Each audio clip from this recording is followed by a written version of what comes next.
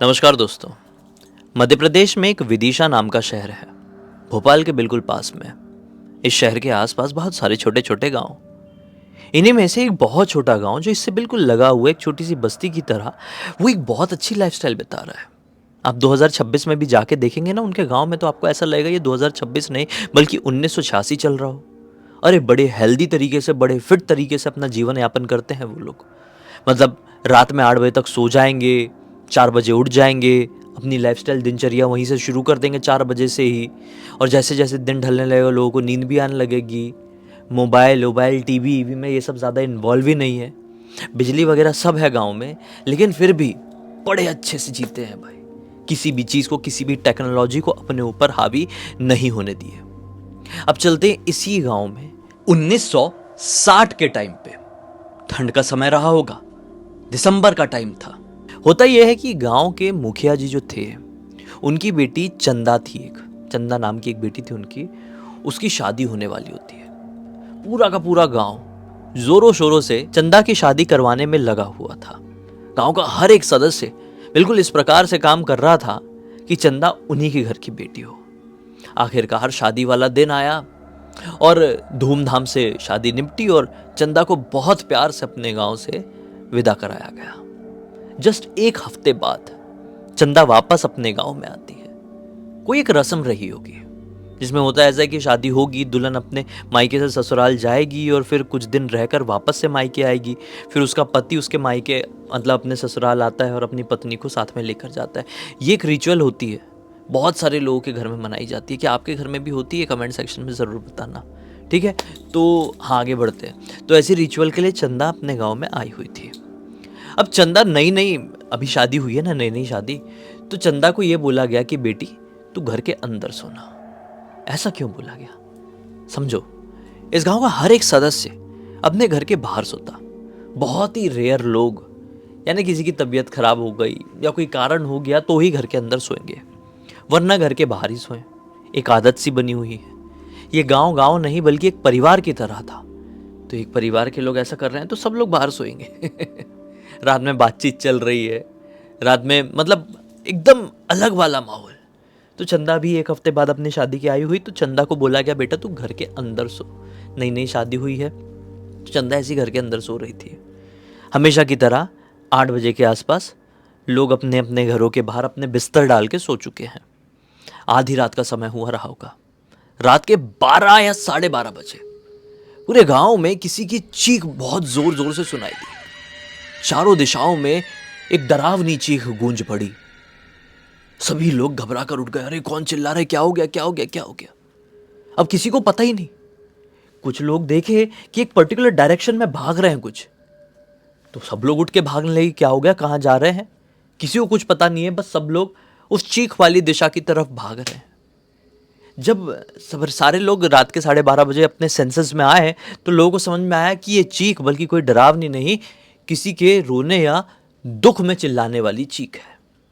तो सब लोग और डर गए जब अपने सेंसेस में आए। तो अरे भाई किसको क्या हो गया? सब भाग रहे उस चीख वाली दिशा की तरफ। भागते भागते सभी लोग मुखिया के घर के सामने पहुंचे। मुखिया के घर के सामने अब तक भीड़ लग चुकी थी। इसी गांव में आदर्श नाम के एक व्यक्ति रहा करते थे।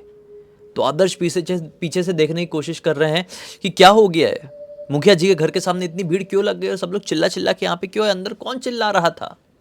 कि उतने में जोर जोर से काफी सारे लोग रोने लगे। जो आगे की तरफ खड़े होंगे, घर के अंदर देख रहे होंगे, अरे क्या हो गया, क्या हो गया।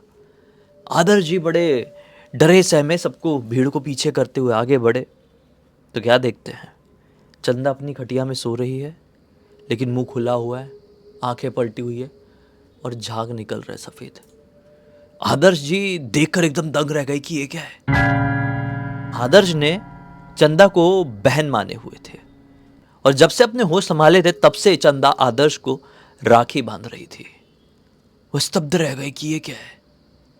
ये पूछने की कोशिश भी नहीं कर पा रहे हैं कि किसी से क्या हुआ है चंदा को, क्या नहीं।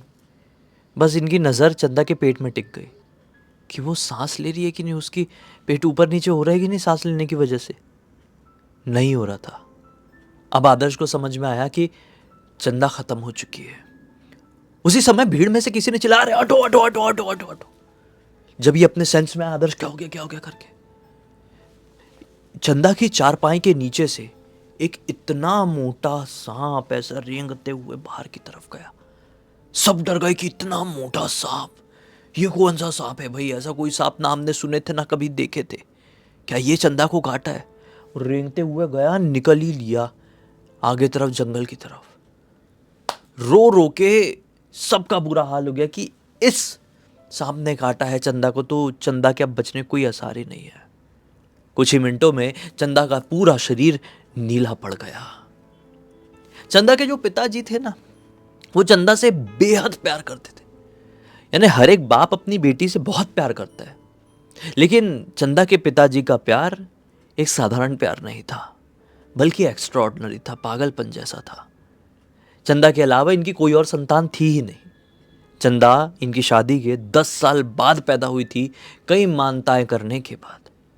और आज अपनी जवान बेटी को, जिसकी 1 हफ्ते पहले ही शादी हुई थी, ऐसे बिस्तर में पड़ा हुआ देखकर वो अपने आप को संभाल नहीं पा रहे थे। गांव पड़ोस के लोग कोशिश कर रहे हैं कि चंदा के पिताजी रो दें, लेकिन वो बस ऐसे ही देखा जा रहे हैं, जैसे मानो उनकी आंखों से आंसू सूख चुके थे। धीरे धीरे करके सुबह हो गई, उजाला निकल गया। चंदा के मृत शरीर को चारपाई से उतार कर अब नीचे रख दिया गया। अब दूर दूर से भी लोग आ रहे हैं, कोई रिश्तेदारों तक इन्फॉर्मेशन पहुंच गई होगी, चंदा से मिल रहे, लेकिन चंदा के पिताजी बस ऐसे ही बैठे हुए हैं। अब चंदा को अंतिम संस्कार मुखाग्नि देने का समय आया, तो चंदा के पिताजी जिद करने लगे कि मैं अपनी बेटी को मुखाग्नि नहीं दे सकता, मेरी बेटी को अग्नि नहीं दी जाएगी, उसका अंतिम संस्कार नहीं होगा। सब लोग बोले, अरे पागल हो गए हो क्या मुखिया जी, क्या बात कर रहे हो, कैसे नहीं, आपकी लड़की खत्म हो चुकी है। बोले नहीं, उसको मैं दफनाऊंगा, उसके शरीर को मैं ऐसा अग्नि में प्रज्वलित होता हुआ मैं देख ही नहीं सकता, मेरी हिम्मत है ही नहीं, वरना मेरी भी एक अर्थी तैयार कर दो, मेरी भी चिता तैयार करो मेरी बेटी के बाजू में। ये अड़ गए, बोली हो ही नहीं पाएगा, मेरे से हो ही नहीं पाएगा। ऐसा बोल के फिर वो फूट फूट कर रोने लगे। अब समय ऐसा क्रॉस हो रहा था कि चंदा के मृत शरीर से स्मेल आने लगी थी और वापस से शाम का वक्त हो चला था। गांव के बुजुर्ग लोग बोलने लगे कि क्या हो रहा है भाई, इसके शरीर से बदबू आने लगी है और गांव में परेशानी, बीमारी फैल जाएगी, बूढ़े बच्चे सब हैं, अंतिम संस्कार तो अब होना ही चाहिए, अब लड़की गई है, ये कोई समझ क्यों नहीं पा रहा है। लेकिन ये अड़ गए, नहीं ठीक है मैं करने के लिए तैयार हूँ, लेकिन उसको मुखाग्नि नहीं दी जाएगी, उसको दफनाया जाएगा। बोले तुमको जो करना है करो, तुम मुखिया हो। गांव के लोग अब मतलब हार मान गए कि तुम्हारी जिद है, दफनाया नहीं जाता है अपने इसमें, लेकिन तुम्हारी जिद है तो दफनाओ भाई। ठीक है, दफनाने का इंतज़ाम किया गया। तो दफनाया कहाँ जाएगा, नॉर्मली कब्रिस्तान में तो नहीं। इन्होंने बोले कि हमारा बहुत बड़ा खेत है, हमारी बेटी उसका जो फेवरेट पेड़ था आम का, उसके नीचे ही आराम करेगी, जितना भी उसका शरीर बचा हुआ है उतने समय तक। और ठीक है, रात के समय ही, जबकि रात में ऐसा कभी होता नहीं, ना दफनाया जाता है ना मुखाग्नि दी जाती है। रात के समय ही चंदा की अर्थी उठाई गई और इनके खेत की तरफ ले जाया गया। उस बड़े से आम के पेड़ के नीचे जब चंदा के लिए वहाँ पर गड्ढा खोदा जा रहा था, तो उस समय के लिए फिर से ये ब्लैंक हो गए थे, क्योंकि चंदा जब से छोटी थी तब से यहाँ पे बहुत आम खाया करती थी, ये वो सारी चीज़ें। आखिरकार चंदा को वहाँ पर दफना दिया गया। गांव का हर एक सदस्य अपने अपने घर पर चले गया, लेकिन वो वहीं पर बैठे रहे, इस उम्मीद में कि मिट्टी हिलेगी और वो खोद कर चंदा को बाहर निकाल लेंगे, चंदा वापस जीवित हो जाएगी। ये कुछ साधारण हरकत नहीं थी, ये एक पागलपन था। आप सिर्फ सुन रहे हैं इस चीज़ को, एक बार महसूस करके देखिए, अपने आप को उस जगह खड़ा करके देखिए कि कैसा रहा होगा वो मंजर, कैसी रही होगी वो बाप के एक्सप्रेशंस। वो बहुत ही अजीब हो गए थे। सब लोग चले गए, वो बस बैठे हुए। अब आखिरकार अगला दिन निकला, सुबह सुबह उनकी बीवी लेने के लिए और खींच खाच के उनको घर पर लेकर गए। वो ना खाना खा रहे थे ना पानी पी रहे थे, अजीब से हो गए थे। 5 दिन करीब हो गए, 5 नहीं 4 दिन हुए होंगे, 4 दिन करीब हो गए। इनकी हालत बद से बदतर हो गई। उसी समय गांव में इनको एक अजीब सी चीज़ पता चलती है। ऐसे ही लोग बात बात करते ना, छोटा सा गांव है, तो इनको पता चला कि गांव के बाहर की तरफ एक मांत्रिक बाबा आए हुए हैं जो लोगों की बीमारियां ठीक करते, कुछ भी परेशानी हो वो विभूति देते हैं और सामने वाला ठीक हो जाता है। तो इन्होंने बोले कि अगर वो बीमारी या परेशानी ठीक कर ही सकते हैं तो मेरी परेशानी ठीक करें, मैं जाऊंगा। और आखिरकार ये बाबा के पास जाते हैं। बाबा के पास इस गांव के लोगों की भी भीड़ और बाजू वाले गांव की भी भीड़ लगी हुई थी। इनका नंबर आता है कि बाबा से बोलते हैं कि बाबा इतना ही ठीक कर सकते हो तो मेरी परेशानी ठीक करो, मेरी बेटी को जीवित करो। बाबा बोले कि ये संभव नहीं है, पागल हो गए क्या? बोले नहीं बाबा, तुम तो फिर झूठे बाबा हो, करो ना, करोगे तो मानूंगा, नहीं तो अभी बाहर निकाल दूंगा। मेरा गांव है, मेरे गांव के सीमा में बैठे जो मांत्रिक बाबा थे, मतलब वो गुस्से में बोल देते हैं कि इतना ही जीवित करवाना है तो जा अपनी बेटी को लेकर आ, उसके शरीर को जीवित कर दूंगा, जब तक नहीं लाता अपना मुंह मत दिखाना मुझे। ऐसा बोल के बाबा ने इसको हटने के लिए बोल दिए। बोलते ठीक है मैं ले आऊँगा, कहाँ लेकर आना है, कहाँ क्या लेकर आना है? मांत्रिक बाबा ने जवाब दिया, कहाँ क्या लेकर आना है? रोज रात में 1 बजे इस बरगद के पेड़ के नीचे मैं बैठता हूँ, आधे घंटे के लिए अपनी साधना करता हूँ, ले ला सकता है तो फिर बात करना। ये मांत्रिक बाबा की बात सुन लिए और उठकर चले गए। रात के समय इनकी बीवी इनको खाना दे रही थी, ये खाना नहीं खा रहे थे, ना ही सोने के लिए जा रहे थे। बोले सो जाओ, क्या हो गया, कुछ बता नहीं रहे हो, मांत्रिक बाबा से जब से मिल के आए हो कुछ बोल भी नहीं रहे हो, आपका दिमाग नॉर्मल है कि नहीं, एक्सेप्ट कर लो, बेटी गई है, अभी कुछ दिन बाद उसकी तेरहवीं करना है। बोले नहीं मेरी बेटी गई नहीं है, वापस आएगी वापस, तू सो जा। बीवी सो गई। अब ये उठे होंगे भाई, ये गए उसी जगह पर, खोद कर अपने बेटी के मृत शरीर को बाहर निकाल लिए, कंधे में लटका कर वही रात के 1 बजे उसी जगह पर ले गए जहां पर मांत्रिक बाबा आधे घंटे के लिए साधना करने आए हुए थे। मांत्रिक बाबा के सामने रख दी चरणों में। बोले बाबा आपने बोले थे जीवित करोगे, करो, मेरी बेटी है, मैं पागल हो जाऊंगा नहीं तो, जीवित करो। मांत्रिक बाबा देख के अचंभे में रह गए। बोले अगर तुझे इतना ही है तो इस लड़की को मैं जीवित कर दूंगा, लेकिन एक बात याद रखना, ये जीवित होने के बाद तेरी बेटी नहीं रहेगी, ये कोई और ही होगी। बोले चलेगा बाबा, ये जीवित तो हो जाएगी ना, मेरी बेटी जिंदा तो हो जाएगी ना। बाबा ने बोले जिंदा तो हो जाएगी, लेकिन मैं फिर से बोल रहा हूँ ये तेरी बेटी नहीं होगी। बोले बाबा बस इसको जिंदा कर। कितनी देर में कर दोगे? बाबा बोले सर पे ही खड़े रहेगा क्या, जा जीवित होके आ जाएगी तेरे पास। ये पिए हुए थे उस समय, शराब पी के ही ऐसा कोई भी काम करेगा। मुखिया जी अपने घर की तरफ चले गए, भयंकर नशे में थे, और घर के अंदर जाते से ही पड़ गए, वो अंदर सो रहे, सो गए बिस्तर में। रात के यही कोई 3 बजे के आसपास धड़ धड़ धड़ धड़ धड़ धड़ धड़ धड़ धड़ धड़ धड़ धड़ धड़ धड़ धड़ धड़ इनके घर का कोई दरवाज़ा खटखटाता है। पत्नी जी भी अंदर ही सो रही थी। यही उठते हैं और दरवाज़ा खोलते हैं, क्या देखते हैं, इनकी बेटी इनके सामने खड़ी हुई। ये तो इतनी जोर जोर से चिल्ला चिल्ला के खुश हुए, पागल हो गए, बेटी जिंदा हो गई, बेटी जिंदा हो गई। इतनी जोर जोर से चिल्लाए कि गांव के लोगों की फिर से नींद खुल गई, फिर इकट्ठा हो गए। बोले अरे अरे ये तो जिंदा हो गई, जिंदा होकर आ गई, कैसे ये पॉसिबल कैसे हुआ? गांव के लोगों को अपने आंखों पर विश्वास नहीं हो रहा है, ये किसी को कुछ बता नहीं रहे हैं, क्योंकि सच्चाई सिर्फ और सिर्फ इनको पता है कि इन्होंने क्या किए थे, और वो मांत्रिक बाबा को पता होगी कि उन्होंने इनकी बेटी को जिंदा किए तो किए कैसे। लेकिन माँ को अपनी आंखों के ऊपर विश्वास नहीं हो रहा है। माँ बोल रही है कि मेरी बेटी तो जा चुकी थी, ये कैसे आ सकती है? माँ को कुछ तो आभास हो गया था।